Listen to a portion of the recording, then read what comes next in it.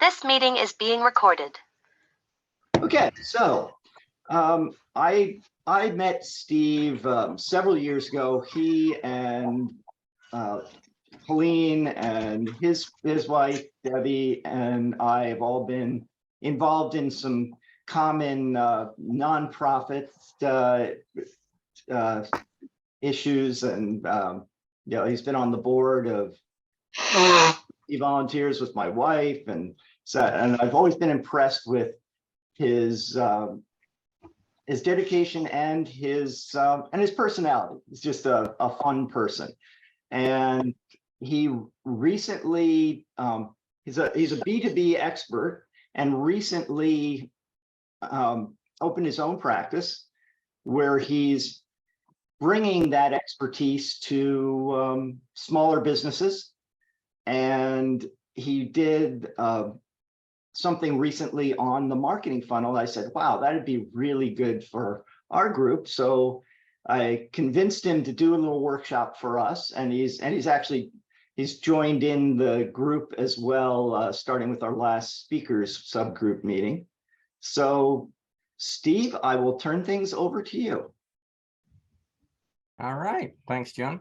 Nice intro. Oh, I'm getting a round of applause. I love this group. A round of applause before I've done anything. I should quit now. It's not going to get better than this.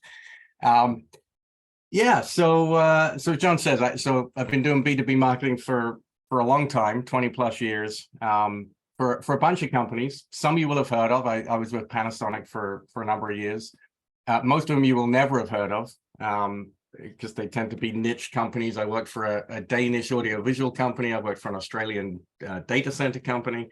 But a couple of common threads with all of those. One is they're all tech companies. I have an engineering degree, and then I got into marketing later on. And the other thing is, it's always been companies that are looking to do more marketing, to build a marketing team, to put together marketing processes, and to do a better job of getting people to know about their products. And as John said, a few months ago, I decided, you know what, this is too much fun to only do this with one company at a time. I need to be doing this with a lot of different companies. And so that's what I'm doing now, a company called Solent Strategies. So in all these years, one thing I've realized is that marketing has a marketing problem, in that a lot of people don't really know what marketing is, right? If someone says they're in sales, well, 90% of the time, we're going to know what that means. But if I tell you, oh, I'm in marketing, it's going to mean different things to different people. So just to get a feel for the room here, if any of you would like to unmute and tell me what you think marketing is or marketing does. So it's promoting yourself, right? It's maybe putting advertisements. It's getting published somewhere, it's like articles. It's just basically make sure as many people as you can know about you. Yep, that's a good definition. Paul, what do you got? I would say marketing is getting people aware of you, your products, your services, letting them know that you exist.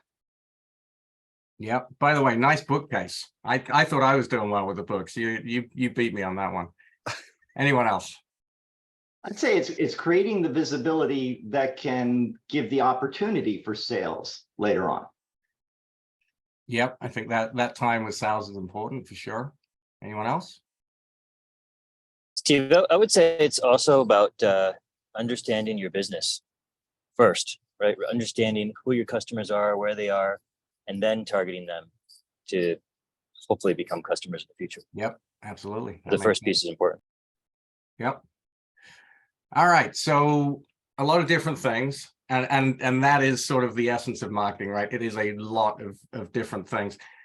I like to sort of think of this catch-all of, marketing is trying to get people to know that you exist, and then trying to turn a percentage of those people into paying customers, right? So that covers everything you described there, and probably a few other things.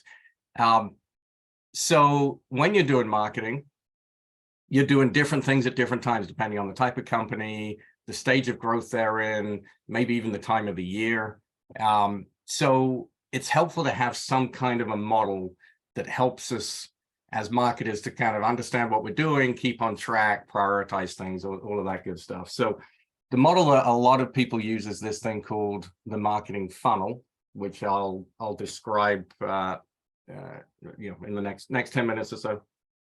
But I'll put one caveat in there. So typically this marketing funnel is used by companies that have a marketing team, or at least a marketing person. And I know a lot of people in this group are solopreneurs. So what I would say in advance of this is, I don't expect most of you to go away and say, hey, I'm going to work with this marketing funnel model and I'm going to spend the next 2 weeks working it out. But I think the principles behind it are helpful, because it's all about understanding where's the best time or best value for spending what limited marketing resource you have. It's about understanding what your customers are thinking in various points along the buyer's process or the buying decision. And it should help you sort of prioritize what you need to be doing with marketing, maybe understanding where you could market a little bit better. So there's different versions of this model. The one I like to use has 5 stages, which is awareness, interest, consideration, conversion, and loyalty. I have a few slides at the end that I'll show, and it has all those in, so you don't have to scribble a lot of notes. But I figured it was better to sort of go through this face to face. So I'm going to use some very expensive audio visual. Let me just put my screen up here, make sure you can see this. All right, there we go. Close enough. So these are the 5 stages that I just went through, and you can see they're in the shape of a funnel. Anybody want to guess, unless you know already, why we talk about it as being a funnel? Because it looks like a funnel, big at the top, and it narrows it down till you get to the bottom. All right. See, that's the beauty of visuals, right? Makes it easy. So the theory behind it is that at the top, at the awareness stage, you're talking to a lot of people.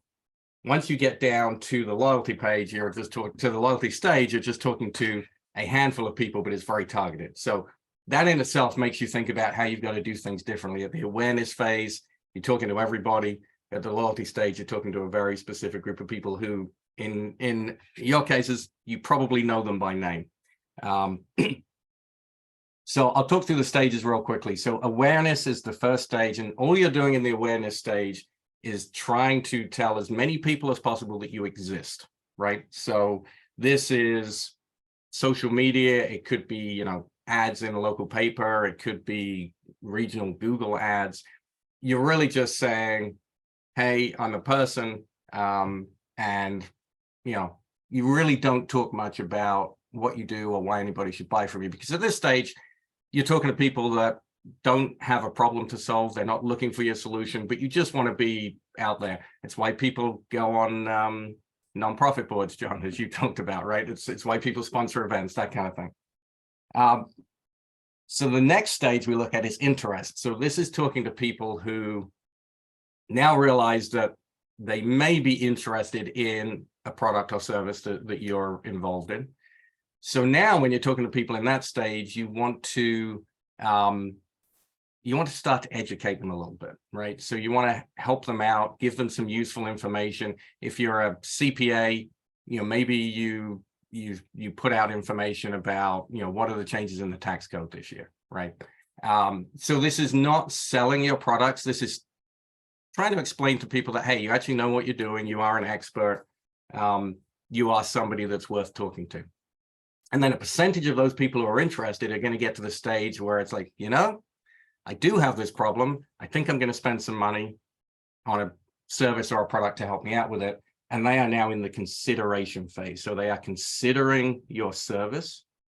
And your goal at this point is to get on their short list, right? So most people, when they're making a reasonable investment or spending a reasonable amount of money, they're going to talk to 2 or 3 people about it. They're going to evaluate 2 or 3 companies. They're going to interview 2 or 3 consultants, service providers, whatever it is.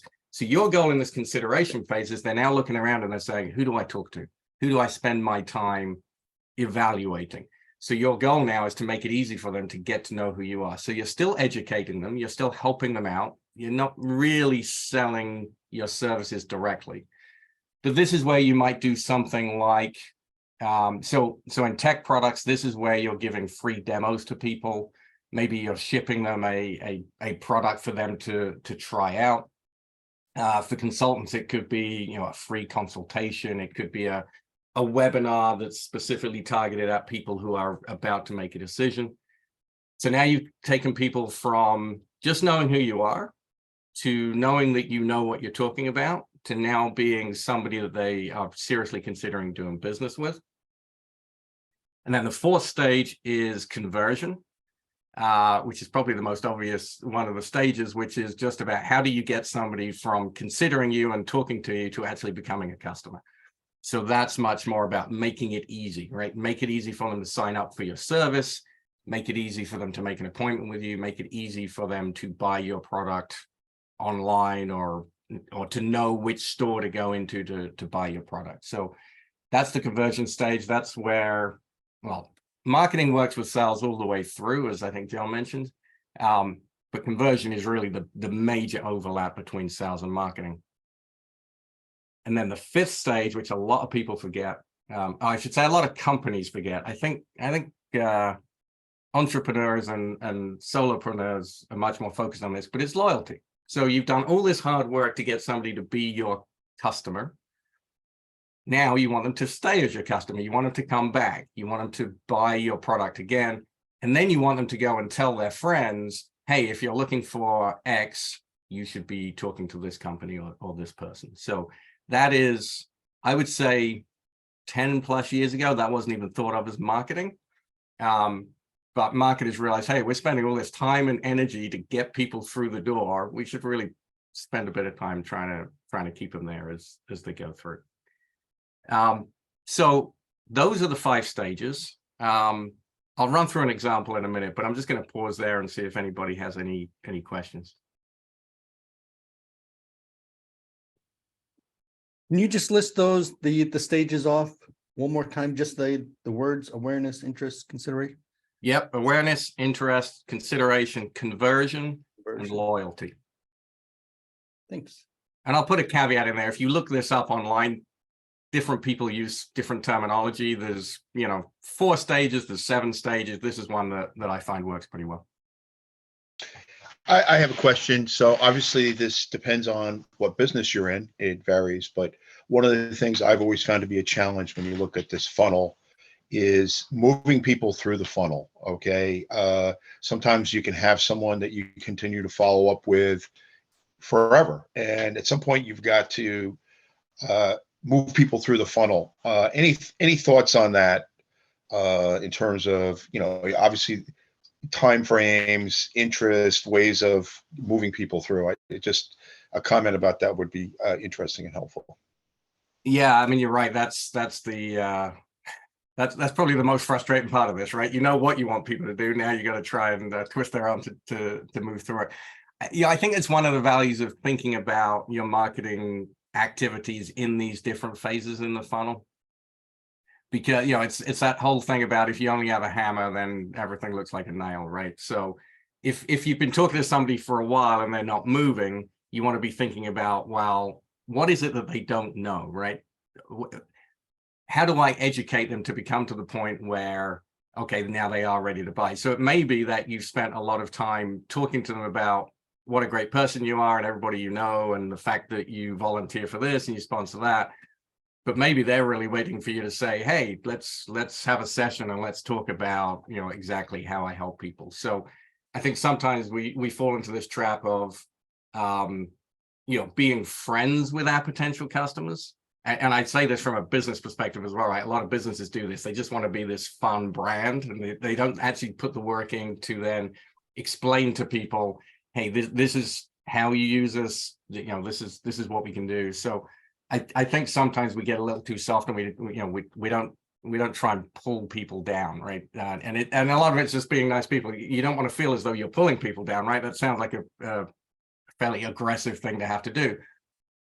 But in reality, it's about helping them, right? So you go from them knowing who you are to, hey, here's some things that I think are going to make your life easier. And the reality of it is the sales cycle, the time it takes to get somebody through that funnel can be a long time, right? I mean, I've worked for companies where it's a week. I've worked for companies where it's over a year, on average. And, sometimes it's 3 or 4 years that you're talking to somebody and then you finally get the business. So I guess I don't have the golden answer other than I feel your pain, Kevin.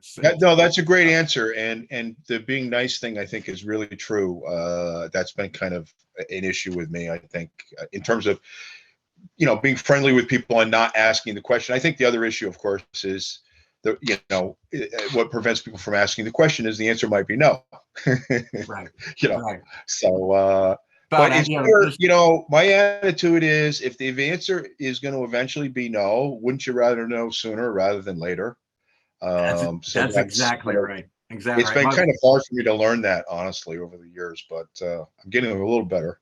It's tough, right? Because it hits the ego. But yeah, most salespeople will tell you that. It's like I'd rather hear no quick. My wife goes nuts because we'll have somebody come to the door and I'll just say, no, I'm not interested. And she's, oh, you should have listened to him. It's like he would rather that I say no and then move on to the next house than me waste 5 minutes of their time, right? So, but it's psychologically it's kind of tough being told no all the time. But they're doing you a favor. They're giving you your time back, right?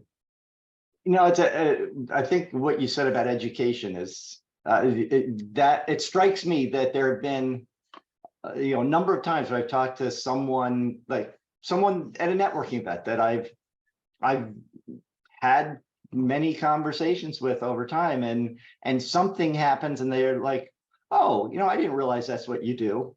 I'm like, really? How can that be? And I think it's, that the difference between the awareness and the education, the level of education. Yeah, I think it's true. I'll give a good example of that, John. So I was, John mentioned, I was on the board of literacy volunteers for 6 years.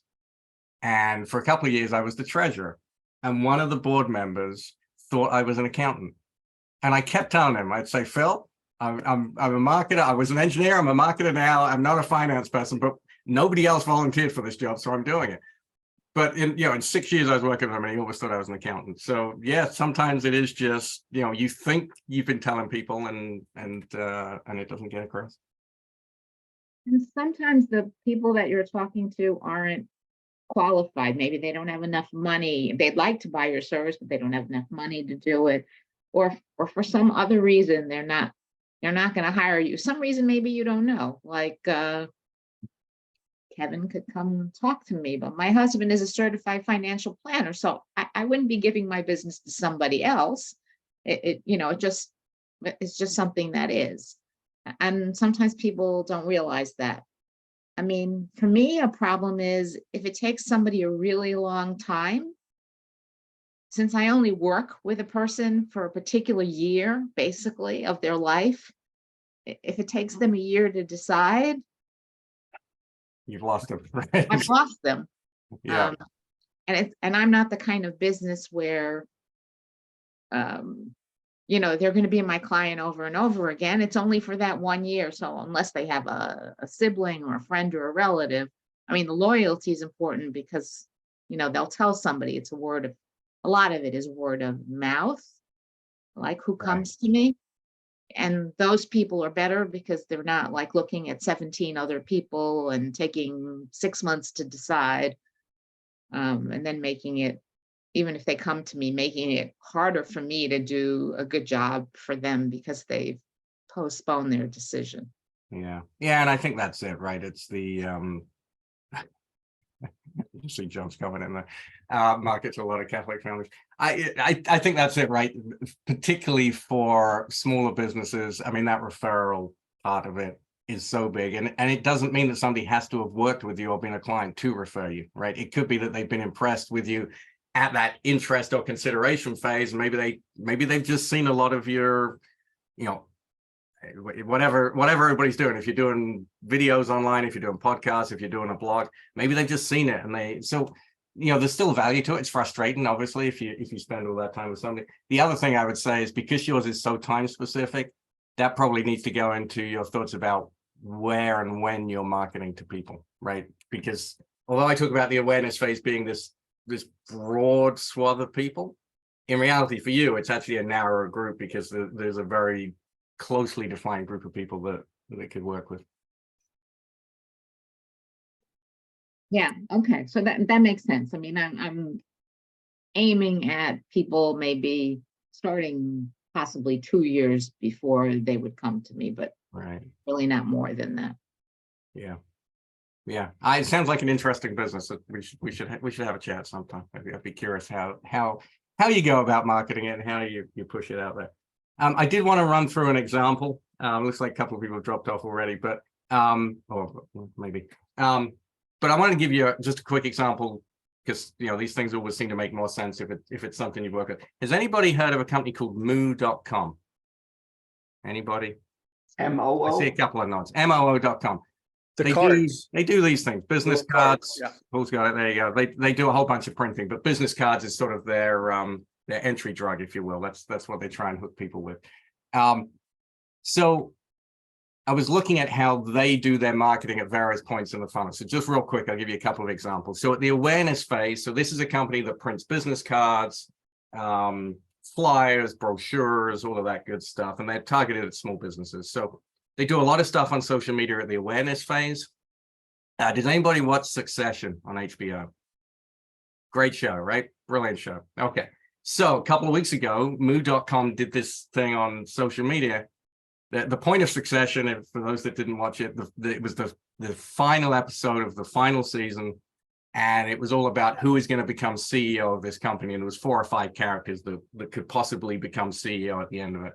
So they did the social media campaign, and they printed up business cards for each of the potential characters that could win, and they put it on social media. And it was like, hey, who do you think is gonna win out? So that does not make you want to buy business cards. It does not make you want to do business with moo.com, but it creates a positive impression in your mind, and you start to know who moo.com is, right? I mean, I think Paul said, oh, it's the card people, right? So it's that sort of thing is just creating an association. People know who you are. When they get to the interest phase, a lot of what they're dealing with is people who aren't designers, but they want to give them the confidence to think, hey, I can do this myself. I don't need to hire somebody else. So they have blog articles about, what are the design trends?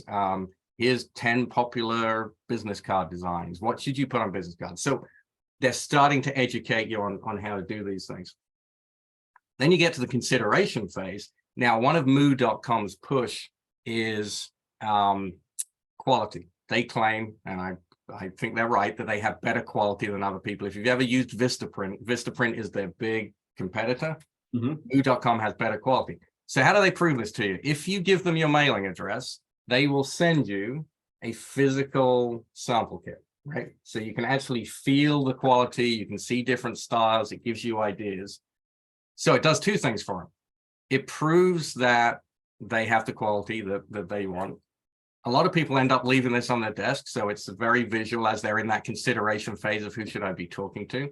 And you've given them your mailing address. How many companies do you actually give your physical mailing address to these days, right? So they're doing a few things in that consideration phase to say, hey, we are somebody you should work with. Let's see, conversion. What do they do for conversion? Conversion, they start sending you coupons. Once you've got this sample pack, now they start hitting you up with discounts and all of that good stuff. And then at loyalty phase, once they've shipped you your stuff, they send you links to surveys to fill out so that they can, then push out and say, hey, 90% of our customers give us 5 stars. And they send you, there's a financial incentive to refer people to their business. So that's how they sort of move you through the funnels. Any thoughts, observations? I know we're running a little short on time here. All right, I've got a question, not related to the funnel, but just marketing in general. And I know this is a tough question, but as a general rule across everybody, is there a suggested percentage marketing spend? Yeah, you're right. How much should somebody be spending on marketing? Ooh. Yeah, I'm not even going to hazard a guess at that, and I'll tell you why. It is very dependent on your industry. It depends on the type of marketing you want to do. Social media is relatively cheap. Print ads get expensive. Google ads is a range. A lot of it depends on, are you spending on outside help to do it for you? Are you doing it in-house? So I've honestly, in the jobs I worked at, I've had anywhere between 1% and at one place it was 10% of revenues. And so it's all over the place. Okay. But For- it's you- a you good find- question because I don't have a good answer. For, Okay. for small business, particularly solopreneurs, do you find that paying for paid advertising is all that effective? Generally, no. I would say not. So part of it comes back to the funnel. What are you trying to do with that paid advertising, right? So, on a local case, I get the Branchburg News or Branchburg Gazette or whatever it is, and every month a lot of those advertisers are the same, right? It's real estate people, it's accountants, it's dentists, and they're doing it at the awareness stage, right? They just, every month I see that dentist, and then if my tooth hurts, okay, maybe I'm gonna think about them. So depending on your business, if it is that sort of one day I'm going to need this, there's probably value to that. To actually convert people into customers, generally speaking, for solopreneurs, I don't think it makes sense. I think you're better off spending your time on events, putting on something like a webinar, maybe doing some videos. I think for most of us, people at some point are going to come to your website, right? So the website isn't what's going to get you customers. The website is what's going to help you convert customers. It's going to help you educate customers, right? So if you're doing video, if you're doing webinars, if you're doing even fun social media stuff, put all of that on your website and then get people to go there. And then that's when you start getting the hooks into people. So I wouldn't say a blanket no against advertising, but I think for a lot of people, it's the obvious thing to do, and it's probably not the best bang for the buck. The other thing I'd say is, a lot of this marketing stuff has gotten so much cheaper over the years, whether it's business cards that you used to have to go to a printer for, and now you can order them online for, $30. There's a lot of these things like Fiverr and Upwork, where, you got typically people overseas that can design a logo for you or put some graphics together or a PowerPoint slide or whatever it may be. So it's a lot cheaper to do those things now. The tough part is knowing, what to do and do you have a design sense? Do you know how to sort of ask people to do these things for you?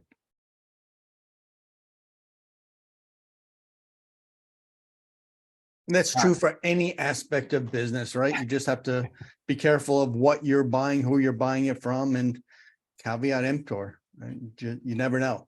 That is true. And that's where referrals come in for, right? So at least if you're talking to somebody and you know nothing about it, if they've been referred to you, you have a level of confidence. All right, I just got a couple of slides that I'm going to share with you, if you don't mind, just to wrap this up and throw in a couple of. Wait, that sounds high tech. What happened to your original slides? Bring those. Well, I did say at the beginning, I'm a tech guy too, so I have to prove I have some level of technical competence. Having said that, can you see my screen, or have I failed the test? I see it. All right, Yeah. perfect. So this is the funnel. Let's see, there should be some. There we go. So these are the 5 stages we talked about. The goal is move people down, make lots of money, right? That's what we're all here for. Now, if this is a bit too much, there is a simpler model, which is just 3 stages. And I don't know how long it took them to come up with the names for these stages, but it's top of funnel, middle of funnel, bottom of funnel, which is basically at the top, it's all about, hey, if you ever need X, then think of me. Remember, I'm here. Middle of funnel is, let me educate you. Let me help you with this decision process. And the bottom is, all right, this is how we're going to do business together, right? So it's the same basic idea, but for a lot of people, it's simpler to think about it. So that's probably a good starting point. This is not an official funnel description, but I kind of like to think of it in terms of this. So top of the funnel, you're acting like a toucan, right? You're very pretty. Everybody likes to look at you. Everybody knows what a toucan is, but that's it. Middle of the funnel, you're an owl, because you're you're wise, you're educating people, you're the bird that people come to when they want to know things.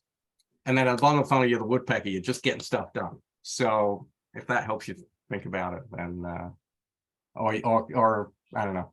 I just threw it in there for a bit of fun. So now I'm going to give you a challenge, because you're all sitting there going, all right, this was interesting, Steve, but I don't have the time to do this. So here's what I'm going to suggest. If you're interested in this and you want to have a go at it, write down everything that you're doing for marketing, whatever marketing is, whatever you think is marketing, write everything down. And then take each piece of those and align it with one of those stages of the funnel. And what you'll find, because every company I've done this with finds this, you're doing a really good job at one or two of those funnels, right? And typically people are good at the awareness phase and one other. So if you do that, you'll start to see where the gaps are. And you'll see that, let's say there's one stage that's neglected. So my challenge for you is identify the stage that you're neglecting and think of one thing that you can do before July 4th to fill that gap. And then of course, be the woodpecker and start doing it. So if you choose to accept it, that is my challenge. And the other thing I'll add, sorry, was there a question? No, go. So the other thing I'll add is I'm a friendly guy. I will happily talk to anybody who is trying to do this, has questions. Maybe you've gotten to the final stage, you want some ideas on what to help. And I say this because I don't typically work with solopreneurs, so this is not me pitching and trying to get you down the funnel so you become my customer. This is just I love doing marketing, so I'm always happy to talk about it. The other reason I have this picture of me is I had a great photo session with Irina a couple of weeks ago, and I just got the pictures. So this is the grand preview of my new pictures. So thank you, Irina, for that. That was a great process. And then I put this on here because I'm guessing John will probably put these slides out afterwards. So this is how you can track me down. I also have this podcast called The Marketing Mix. The last episode actually goes through exactly what I just talked about. So if you're still interested in it, give that a listen as well. Stephen, your podcast is it like on Spotify? Because that's what I mostly use. Yep, it's Spotify, Apple, Google Podcasts. It's should be pretty much anywhere you get podcasts. So that's all I was planning to say. I figured this was going to take 15 minutes, so that means you're a good crowd and you have lots of good questions. But I'm happy to keep talking, or I'm happy to step aside if there's other things you want to talk about, John. Yeah, does anyone have any other questions for Steve? I like that last call to action. It reminds me of CJ Hayden's Get Clients Now, which is very much about identifying which part of the funnel you need more help in and coming up with strategies that you're going to execute for the next 28 days. Yeah, I think that's it. You gotta, it's one of these things. You can be interested in something and then you never get around to it. So if you're going to do it, you're going to do it in 30 days. And July 4th just seemed like an easy target day for everyone.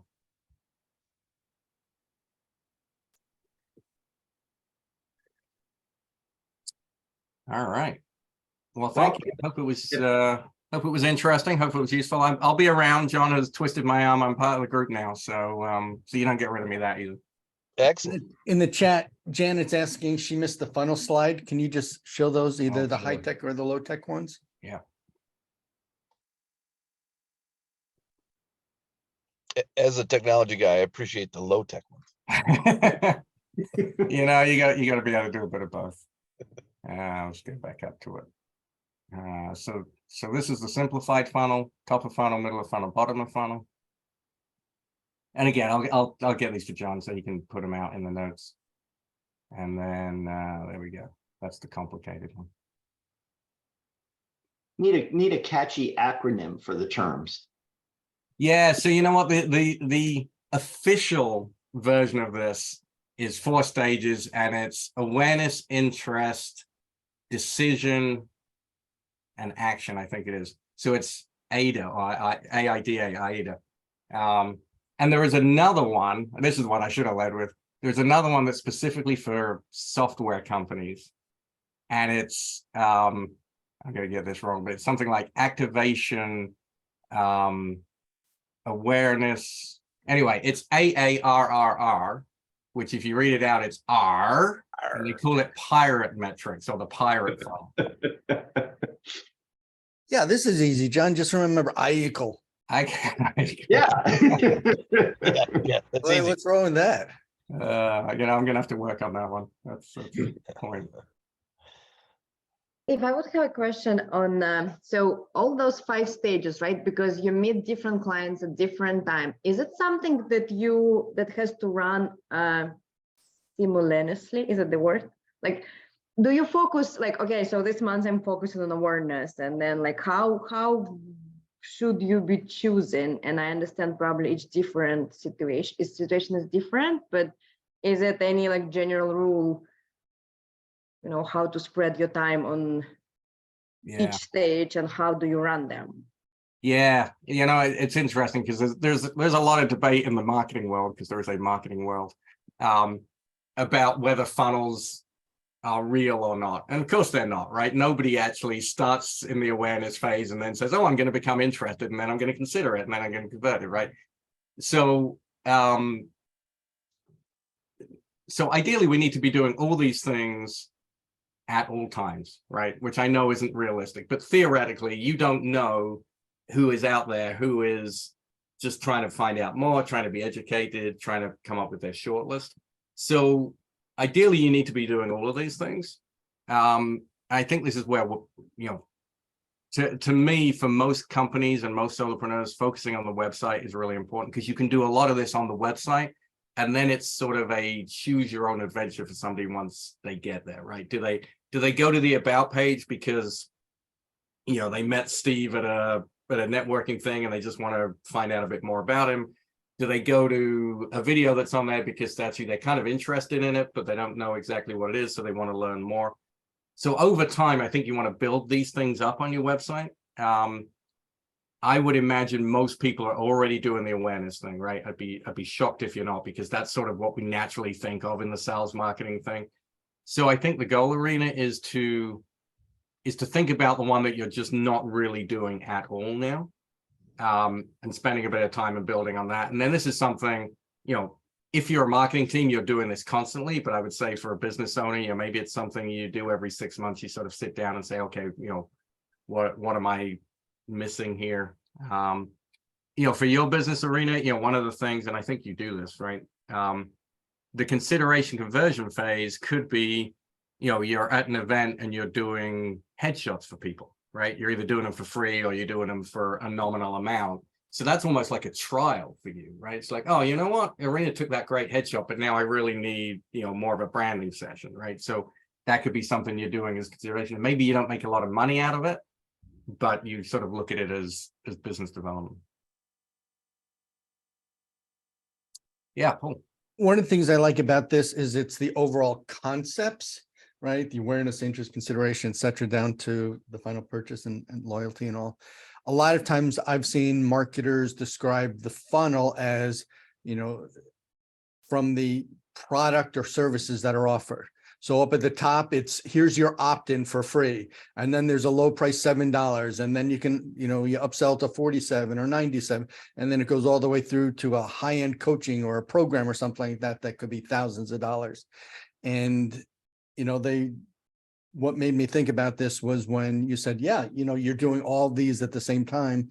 And a lot of times people say, this is the order. They opt in, then they go this, where there may be people that just reach out to you. They've heard of you. They like it and they go straight, boom, let's go to the top or the bottom line, the big sales ticket item, and they bypass all that other stuff. So it's the same idea that be ready at all those levels. Yeah, I think that's right. And that's where a lot of the controversy comes up is, I think it's a great model because it helps you sort of focus and decide what you need to do. But some people take it too literally, right? Or as I said, they use it for evil instead of good sometimes. And you sort of get straitjacketed by this thing. But yeah, the reality is, you might actually start in the loyalty phase because you might be referred by somebody, right? So you actually know nothing about it. You said, oh, I've heard about, Rana's business. So now you've got to you don't need the awareness phase, right? Because you became aware by somebody referring you effectively at the bottom of the funnel, but now you want to go back and educate yourself a little bit, right? So you're bouncing around. And then the other part of it is, you may do a video that you think is for the interest stage, but actually somebody looks at it right before they make the decision to buy, right? So it's a model. It's like with everything else. It's not perfect, but it's just a way to sort of make you think, in a certain way and in a certain direction. Great. Well, thanks, Steve. This is great. Yeah,